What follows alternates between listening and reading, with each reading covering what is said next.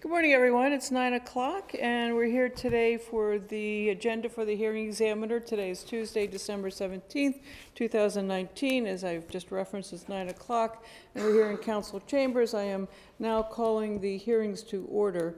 In the first case, I do not see the applicant here, so we're going to go past that, and hopefully the applicant is stuck in one of the infamous traffic jams in Fort Myers and on his or her way in. But we will proceed at this time to the second case. I do have a couple of preliminary comments. The process that we follow in Cape Coral is a little different than a process followed in other governing entities. In our case, the applicant is required to present a full case. That is not the case in other places, some other places anyway. So the way the hearings are conducted, the staff will get up first and testify as to whether or not the proper notice has been given. And of course, as a prelude to that, our clerk's office will swear in anyone who is intending to testify in this hearing. After assuming proper notice has been effectuated, then the applicant will go first, present an entire case.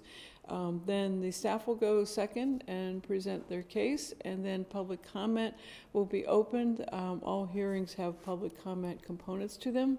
Once public comment is concluded, then the applicant has an opportunity to further address anything they choose to. I will possibly be asking questions, and then staff has that same ability to make any final comments, any other testimony they choose to, and I would be asking questions as well. Following that, the hearing is closed. So that is our process. If you have a cell phone with you today, please be sure to silence it or take it or turn it off as you choose, and take any conversations outside of the chambers. We don't wish to record by accident any conversations you might otherwise think are private. I don't see anyone here for public testimony, but if someone does come in while we are engaging in the hearing, I would ask that person to sign in. We have a form for that purpose, and the function of the form is so that we may properly spell your name. If you choose to have a copy of the order or recommendation, as the case may be, then please do provide your email address. It does not apply to the applicant because, of course, the applicant will get the results of the hearing. If you do provide your email address, please be aware of the fact that at that time it becomes a public record and is subject to the public record disclosure requirements of the state of Florida. With those preliminary comments, I'm going to ask the clerk to call the second case, please. Thank you. Case number VA 19-0008, the applicant, Robert and Patricia Nearer, request a variance of 5.36 feet to the front minimum, to the minimum front setback requirement of 25 feet to permit the expansion of a garage 19.64 feet from the front property line in a single-family residential district on property described as lots 76 and 77, block 392, unit 11, Cape Coral subdivision. This property is located at 1627 Southeast 40th Street. Anybody giving testimony today, if you're able, please stand and raise your right hand. Do you solemnly swear or affirm to tell the whole truth and nothing but the truth? I do. Thank you. Thank you, Madam Clerk. Good morning, Mr. Struve. Good morning, Madam Hearing Examiner. For the record, Mike Struve, Planning Team Coordinator with the Planning Division. Staff advertised this particular case for this hearing date. Those advertising efforts included placing an ad in the news press 10 days in advance of this hearing, posting a sign on the applicant or the owner's property in this case, and mailing letters to all surrounding property owners within 500 feet of the site. We did not receive any correspondence from anyone concerning this request. Okay, thank you very much. I will find that proper notice was given. And I also want to note for the record that I did a site visit, and I did notice the sign was in place at that time. Thank you. Thank you. May we have the applicant up, please? Good morning. Good morning. Would you state your name for the record, please? My name is Robert Neri. and I'm the owner of the property that we're here to talk about. Do I continue now? Yes, this is your opportunity to say whatever you choose to say. I went over the case report that was mailed to us, and there were a couple of things on it that I think need to be brought to your attention. For example, in the analysis section, the condition 1, we're not disputing the size and the location of the site. It's not a historical site, so updating their house will not in any way negatively impact the neighborhood. In fact, according to our neighbors, it will be a welcome and much-needed improvement. What was customary for a house built in 1965 is not customary 55 years later in 2020. It talks about non-conforming, and it specifically mentions the 1623 Southeast, which is the house next door to us. It also has a 2-car garage, being same square footage, around 1,400 square feet. The house down the street, 1721, same square footage. It also has a 2-car garage. Condition 2 was met. There's nothing to talk about there, I guess. Condition 3 talks about privilege. And while a 2-car garage may have been a privilege in 1965, in 2020, with a 2-income family, a 2-car garage is normal and expected. My wife and I both work, and it's important to us to be able to protect our vehicles from the elements and during the afternoon thunderstorms that are always coming in. Number 4 talks about finding storage in a different area, because part of what we're doing is to blow out the garage, we're going to use half the garage for a laundry room and for a closet and a bathroom. The house is very small, as you can imagine. 1965, they were built small. And you can't do what they suggest here because the bedroom is in the back. So you'd have essentially a garage hooked up to a bedroom. Well, that doesn't work. You'd be nowhere to get a car around, first of all, and second of all, the cost of building, a concrete pad and cinder block walls and everything would be just insane. It'd be, probably $40,000-$50,000 to do that. In paragraph number 2, while the house may technically comply with city requirements, the neighbors have labeled it as the ugly duckling house. We're just trying to beautify the property and modernize the look and feel and bring it up to today's standards. Number 3 has an incorrect assumption. We did perform our due diligence before we bought the house. We were told by the contractor that in Cape Coral, the setback was measured from the street. I went out there with their superintendent and physically measured. So we came out 20 feet from the house and then, from the street, and there was ample room. So we thought, okay, great, no problem. We made an offer back and forth a couple of times. It was finally accepted.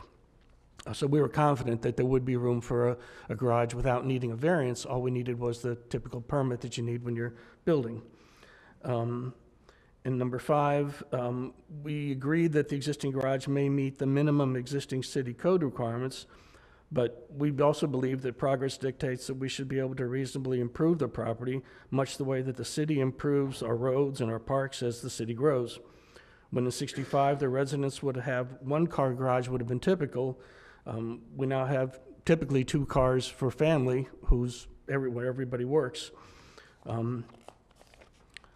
Number 6, the condition again was met, no argument there. Number 7, simply the variance would not in any way disrupt the space allocated to the lawns and the trees that are in the neighborhood. We're extending into the driveway and not into the yard. Once the remodel is complete, the home will be re-landscaped with all the current gravel taken away and replaced with plants and grass. As indicated in the report, a uniform line of sight along the street does not exist. All the neighbors have been contacted. No one's objected. The closest neighbors signed our application in approval of our plans, and we agree with the planning team that states that the award of the variance may have a positive effect on the area, and that the renovation of the site and provide the house with an updated appearance. Since the site is not a corner lot, and an adequate driveway length will still be provided. No safety concerns exist should the variance be granted. Summary, the staff determines the variance will not have a detrimental effect on the neighborhood nor harm or compromise the safety of the public. Last and not by least, the housing element talks about that the city will continue to maintain a high standard of quality for new and existing housing. That's what we're trying to do. We're trying to update the house so that it matches the rest of the neighborhood, helping the city. And we also agree with the comment that shows that that the city encourages property owners to maintain and keep their dwelling units in good repair. Just a couple hundred feet away at 1641 Southeast 39th Terrace, the same house was there and they were granted the same variance that we're asking for. So there's a precedent there if that helps in any way to show that we're not just trying to be flippant about it, we're actually trying to maintain the neighborhood. That's all I have to say. Thank you. Thank you. Do you mind if I ask you a couple questions? Absolutely. You said that you were planning on using, if the variance were granted, you would use half of the garage for a laundry and some other things. And I'm wondering, why couldn't that be put behind the house? I'm not suggesting that the garage be put behind the house, but if you're looking to use half of an expanded space for laundry and other elements, why couldn't that be behind the house? Because the plumbing, the concrete pad, and the roof would have to be extended and retrussed. And the guy said, I'd be crazy to try and do anything like that. Okay. It would just be cost prohibitive. I mean, the people who did something similar to that in the other house, not too far away, he was an owner, he's a construction company owner. So he had access to his people basically for free that I don't have. Yeah. And then you said that you wanted to have both cars out of the elements, but you've testified that if the variance is granted, half of the garage would be for non-car storage, so wouldn't you still have a car outside? No, let me clarify that. I wasn't very clear, I guess. The existing garage that's there now, half of it will be converted to closet, laundry, and storage area. And so it'll go from a garage that I believe is around 20 feet deep right now. It'll come down to about 10 feet deep. Does that make sense? I'm not following your logic, no. Okay, I'd say this is the garage existing right now, okay? Right. They're gonna take basically half this garage and turn it into a laundry and closet and storage area. That I understand. So we get to keep this part here, the garage. Right. This would be where the storage would come in, and then from this wall here, we would go out 20 feet towards the street, which is where this would be the garage. So essentially, the existing garage will be converted to storage, laundry, closet, and then the garage would start from here, the existing door of the existing garage, out towards the street 20 feet. Okay, I understand what you're saying. Okay. And then you said that there's two properties on the street that have a two-car garage. Did they achieve variances, or did they do it within the existing? I think they were built originally that way. Too. Our house is the last house to not have a two-car garage. I did not check up and down the street who got what when. That's okay. I only pointed those out because they pointed them out here as two houses that were the same square footage as my house. And I said, yeah, but they still have two-car garages, even though there's square footage. There's no relation to that, you know. I understand. Do you have anything else you want to contribute based upon my questions? No, ma'am, I'm good. Okay, then have a seat. I'll be calling you back up again. Thank you very much. Thank you. Okay, Mr. Struve?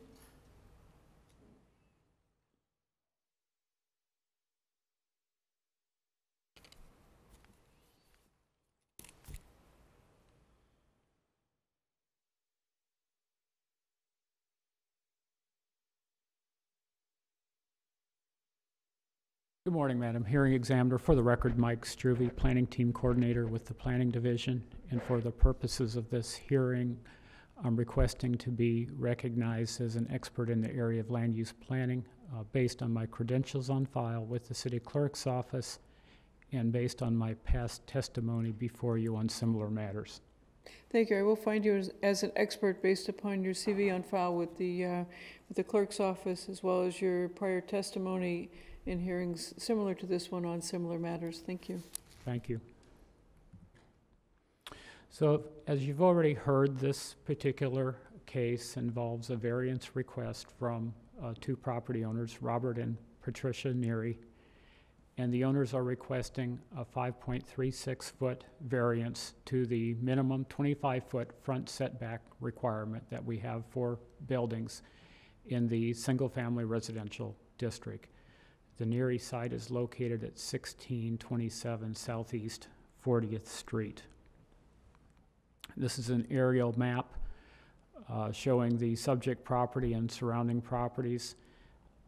The site is located in southeast Cape Coral, and this is one of historically one of the older areas of the city, recognizing that the city is relatively young compared to a lot of communities. You notice that this area is largely built out with single-family homes.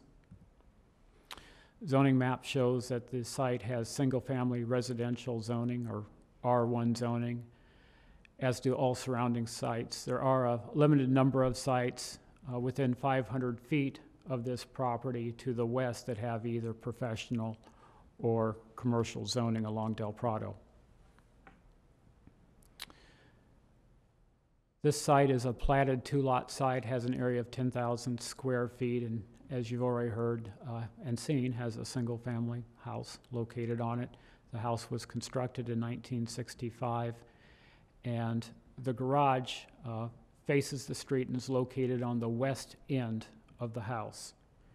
Again, the applicants are seeking a 5.36-foot variance to the 25-foot front setback requirement. This was a photo that was taken somewhere in the neighborhood of 2 weeks ago by staff of the site. There was a commercial dumpster recently located on the site, which sort of obscures the location of the garage in this photo, and the general location of the garage is shown by the red arrow. This is an older view of the house that we got from Google, which more clearly shows the location and rough size of the garage. These are drawings, scale drawings that the applicant provided staff with to show the existing building front footprint located on the left-hand side of the screen, and then the renovated house shown on the right-hand side of the screen. We've outlined and shaded the expanded area in red, and then provided an area, or an arrow, I should say, that shows that the garage, if this variance is approved, would have a setback of 19 feet and 19.64 feet from the front property line.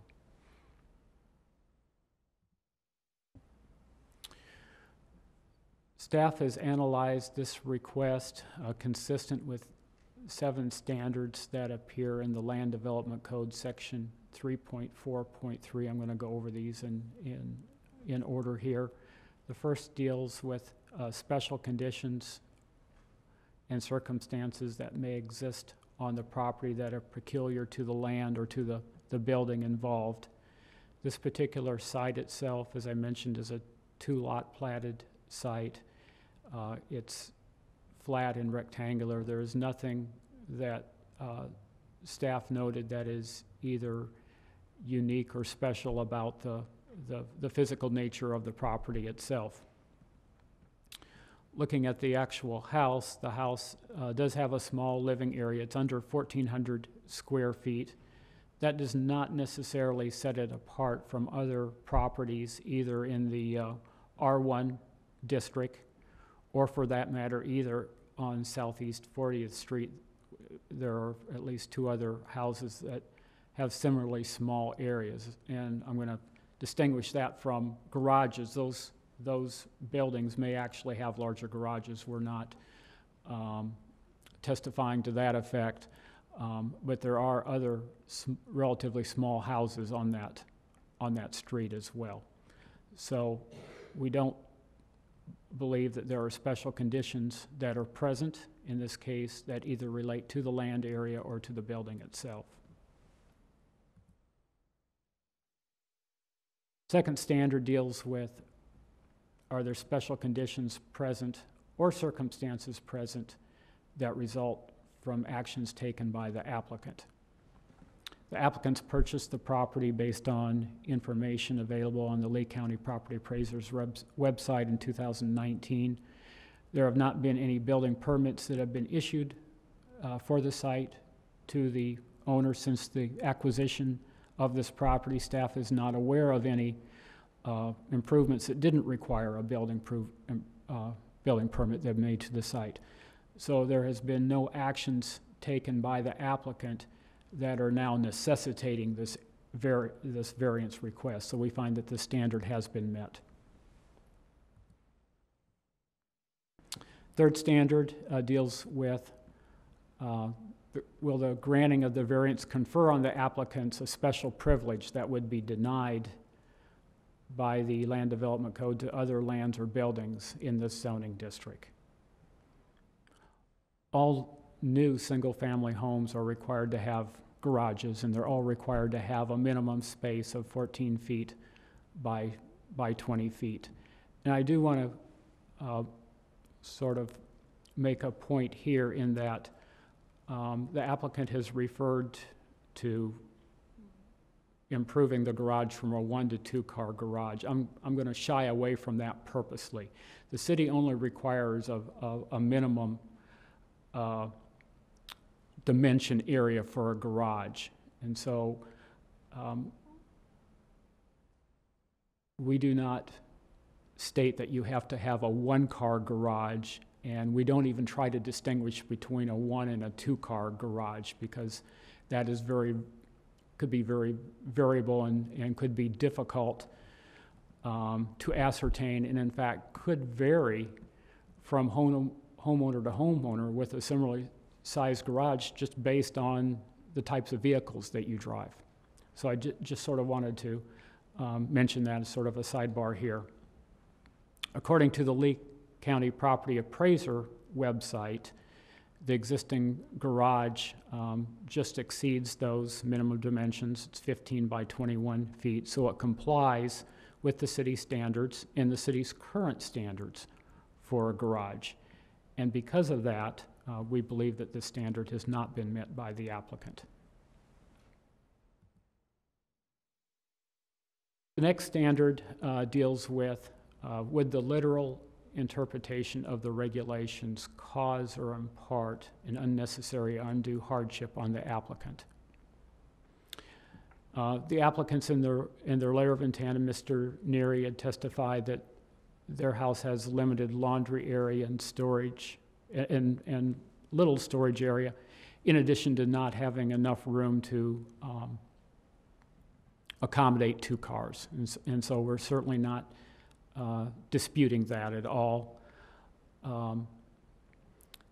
The fact that the garage meets the city's minimum requirement is really what we're looking at here. We recognize that the limitations of the garage may pose an inconvenience on Mr. Neary and his wife. Again, we're not disputing that, nor are we disputing too that newer homes or that consumer preferences may have changed over the years too in terms of people desiring larger houses or larger garages.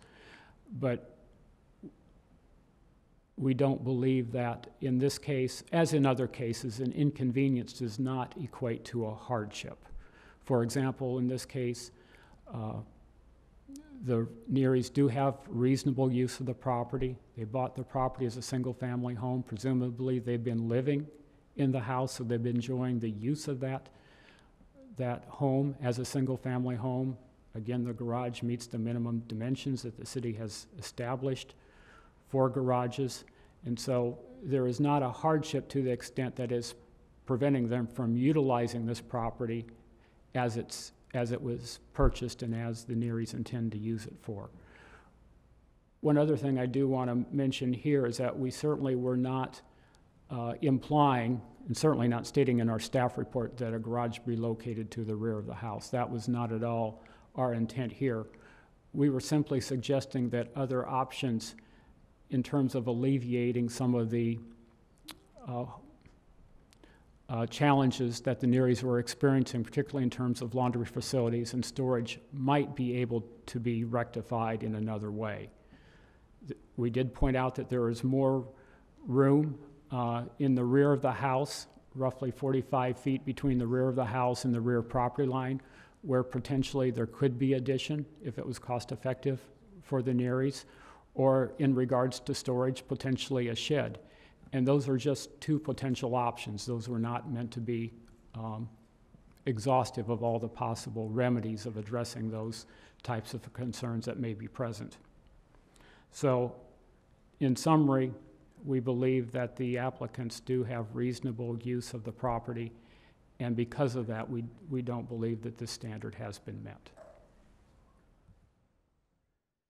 Looking at the next standard, is the variance, or would the variance, if granted, would it be the minimum variance that would make possible the reasonable use of the land or the building? The key here in our view is make possible the reasonable use of the land. The variance sought is the minimum variance needed to construct the addition as sought or as requested by the applicants. However, in our view, since the applicant already enjoys reasonable use of the land and the existing garage complies with city standards, this is not the minimum variance necessary, and we find the standard has not been met. The next standard deals with the granting of the variance, change the use of the site or of the building to a use that is not permitted in the zoning district. This does not involve what we sometimes refer to as a use variance. The property is being utilized as a single-family home. It's a use that's allowed in the R1 district, and the variance, if granted, would not change the use in any way, so the standard is met. And then lastly, would the granting of the variance be in harmony with the intent and purpose of the regulations, and would the variance not be injurious to the area and to the public welfare? I'm going to tackle sort of that second couplet first. Staff finds that this request would not be harmful to the area, and we base that on several different factors. One is that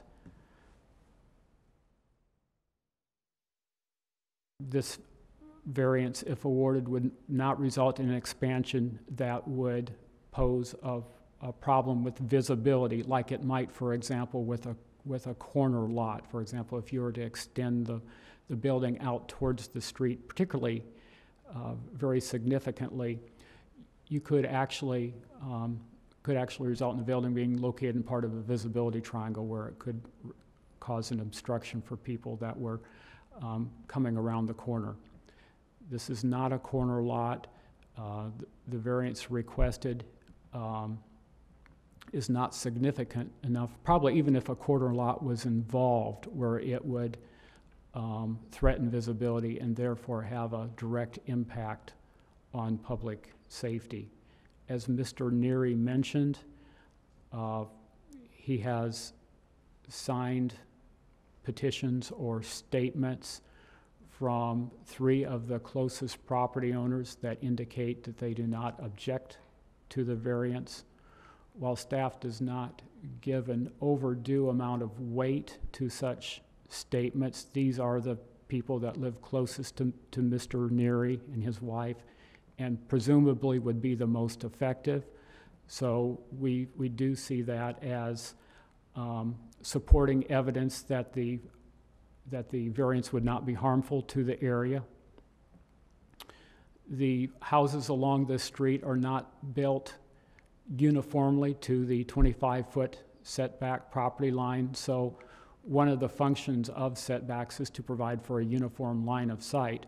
There certainly aren't any homes that are built, to our knowledge, forward of the 25-foot setback line, but there are some that are certainly set back farther than 25 feet, and based on some of our measurements, somewhere in the neighborhood of 30 feet. So there is sort of an uneven appearance of the houses as you look up and down the street. And certainly, staff supports property owners' desires to improve their property through additions. It's not only good for the property owners, but it certainly can be good for the community at large as well. Looking at sort of the second portion of this couplet, with the granting of the variance be in harmony with the intent and the purpose of the regulations. Here's where we have some problems with this particular standard, in that the regulations establish how close buildings can be to a property line. This would bring the expanded garage significantly out closer to the front property line. In our view, since it's over 5 feet, given the magnitude of the variance, we think it would be noticeably closer to the front property line. So we don't believe that the variance would be in harmony with the intent of the regulations. And since the entire standard has not been met, we believe this standard has not been fully met by the applicant. This request is consistent with several policies in the city comprehensive plan. One policy under the housing element, objective number 5, which states the city will continue to maintain a high standard of quality for new and existing housing. And this request is certainly consistent with that, in that the NERI's desire to make this improvement would certainly, in our view, give the house a more updated look, and certainly would also help probably to improve the maintenance of this house. This request is also consistent with 2 policies that appear in the future land use element, policy 1.15, which in essence states or provides information on the what zoning districts are consistent with which particular future land use classifications. In this case, the single-family residential zoning district is consistent with the single-family future land use classification. And then policy 1.15A, which states that densities in the single-family residential zoning district are not to exceed 4.4 dwelling units per acre.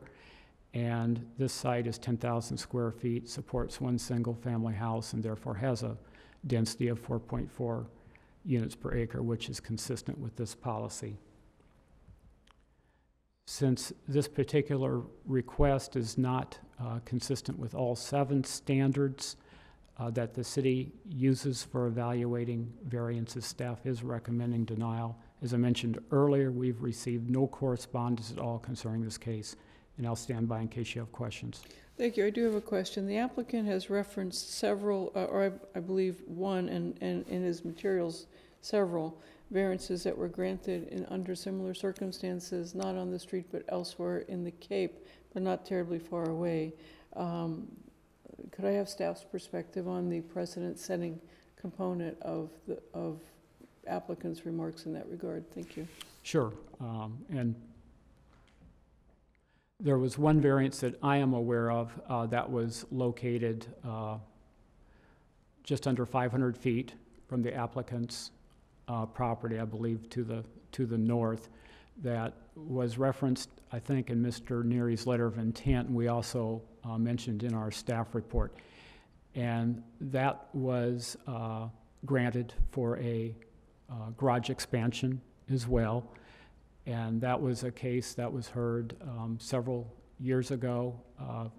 I believe staff recommended denial of that variance request. The standards were a little bit different under the old land use and development regulations, but very similar to what we have now. We had 5 then, we have 7 now. The Board of Zoning Adjustment and Appeals heard the case and differed with staff's recommendation, and so the variance was granted.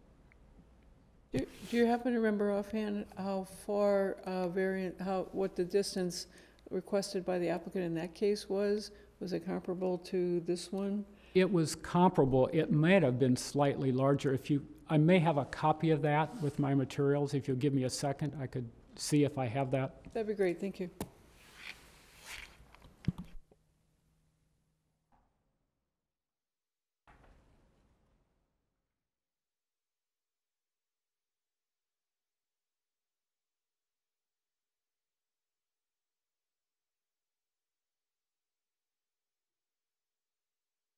think I have it here. 1641 Southeast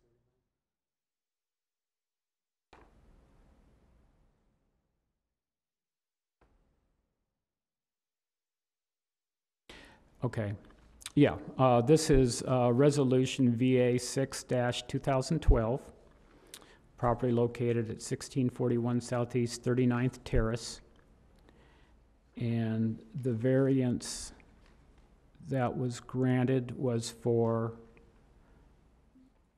5.7 feet. So it was similar, but slightly larger than what Mr. Neary and his wife are requesting.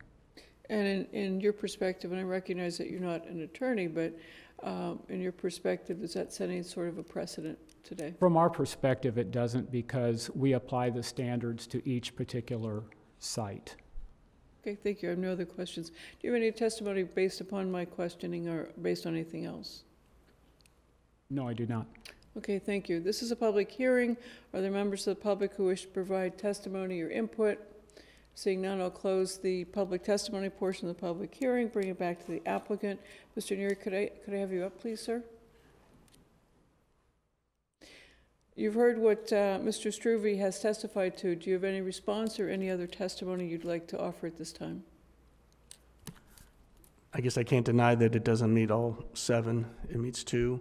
I'm here to ask for your help to let us get the house caught up to the rest of the neighborhood.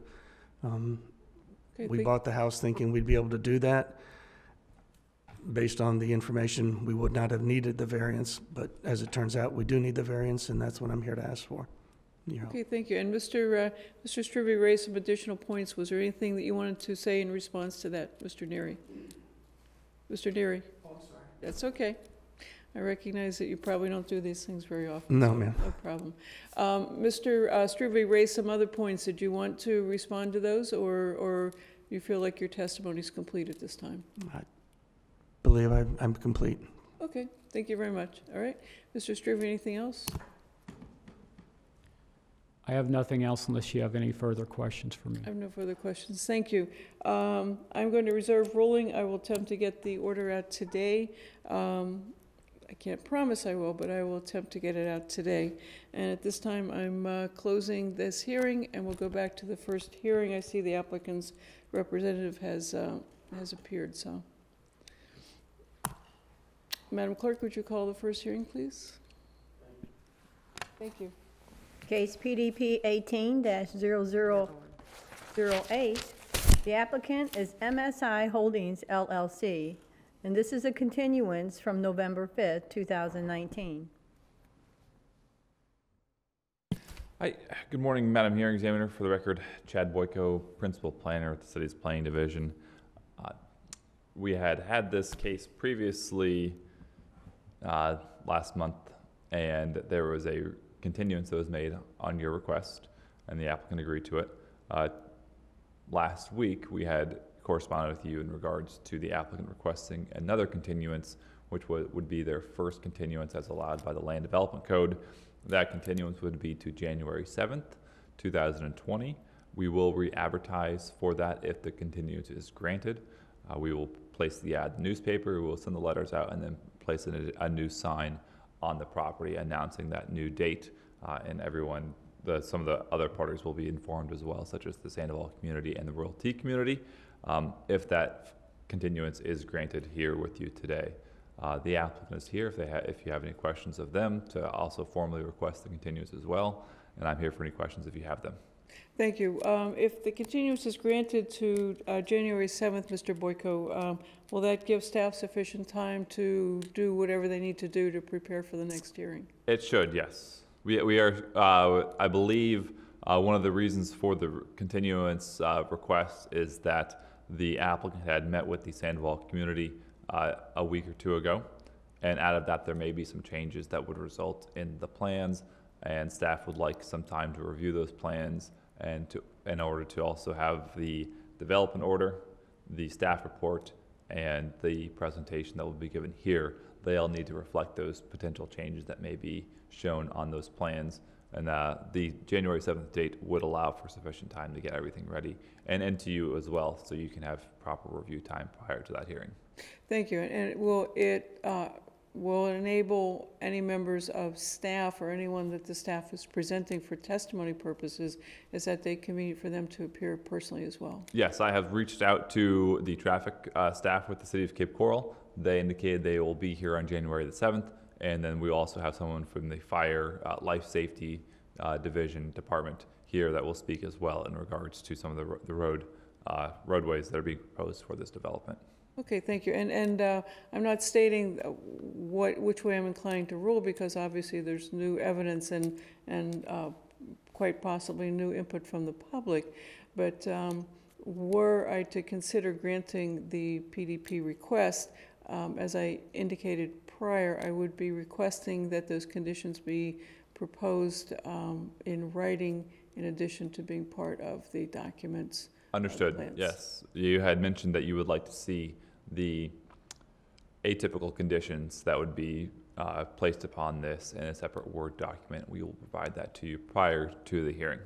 Okay, fine. And I do want to stress for the record that I'm not indicating which way I'm going to rule on any of the elements of the application. It would be premature to state that and premature to indicate that. So Understood. thank you. I appreciate that. All right. May we have the applicant's rep up, please? Good morning. Were you sworn in? I was not. I wasn't either. I didn't know if we had opened it up for... Well, I might as well. You can't have too many nuances here. Do you solemnly swear or affirm to tell the whole truth and nothing but the truth? I do. All right. So back to Mr. Boyko for a moment. You've testified without being under oath. Do you testify now that you are under oath that everything you said prior to being put under oath is true and correct? Yes, I do. I knew someday that magistrate experience would come in handy. Yes, sir, your turn.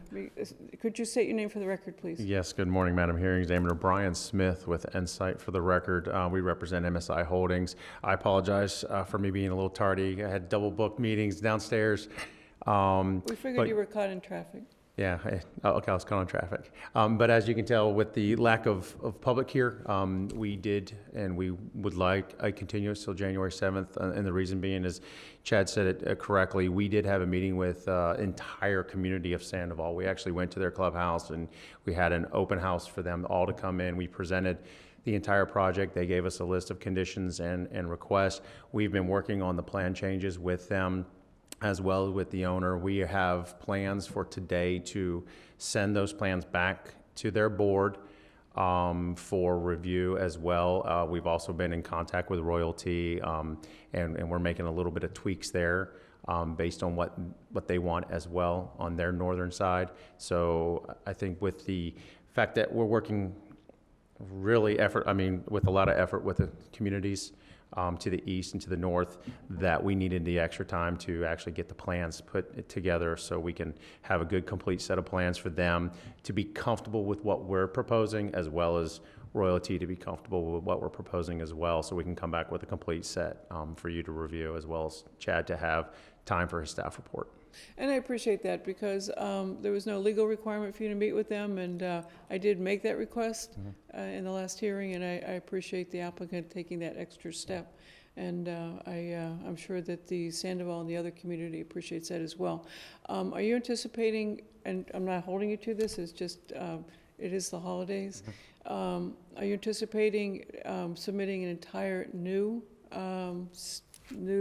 set of plans and some other elements, brand new, or do you want me to review the application, and is this a supplemental? And just to let you know that we are meeting with Sandoval again this week. The board is coming into our office, I believe it's Thursday, to kind of go over what we've provided to them and what we're going to provide them today. Our intentions are that we will provide you a brand new set of plans. There may be just minor tweaks to that set of plans, but it will be enough that you will be afforded a full set, so you can see exactly what we've changed within that plan set based on our meetings with the community. As far as the application, I think the application is pretty set. I know that you wanted the environmental included with that, so you'll make sure, Chad and everybody will make sure that you get the environmental. The environmental consultant will be available on January 7th as well, so we'll have our entire team here for that presentation. And I appreciate the new set of plans, because that certainly will cut through some of prior comments. One quick, just recommendation or I guess request is when you get that set of plans, you actually get it via computer, via hard copy, because what we want to do is, I know that sometimes you get a reduced set of plans, and we want to make sure you can read all the text, because Me that's too. sometimes, Me too. because sometimes that's an issue with it comes to master plans. I mean, these things are done at a scale that's made for 24 by 36, Right. and when you scale them down to 8.5 by 11, 11 by 17, sometimes they can be hard to read.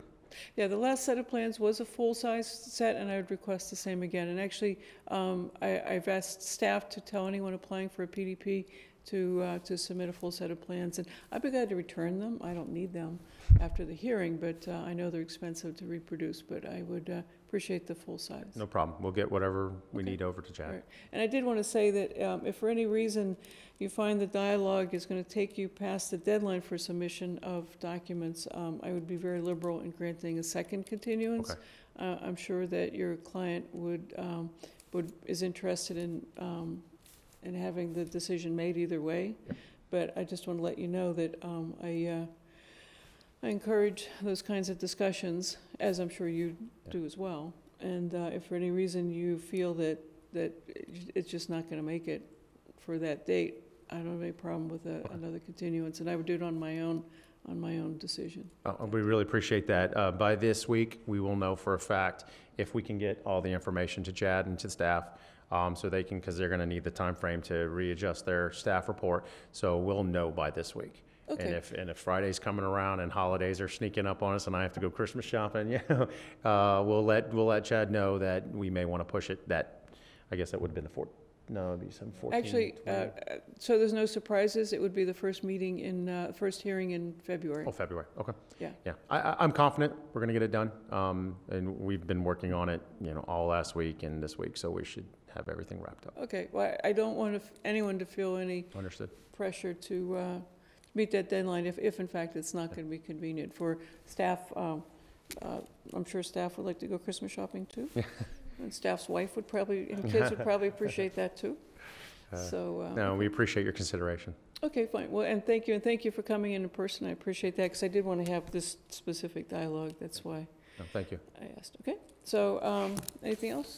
No? Okay, so at this time, I will grant the continuance made by applicant for continuance to January 7th, 2020. The new hearing date will be January 7th, 2020, 9 o'clock, council chambers here in the same building.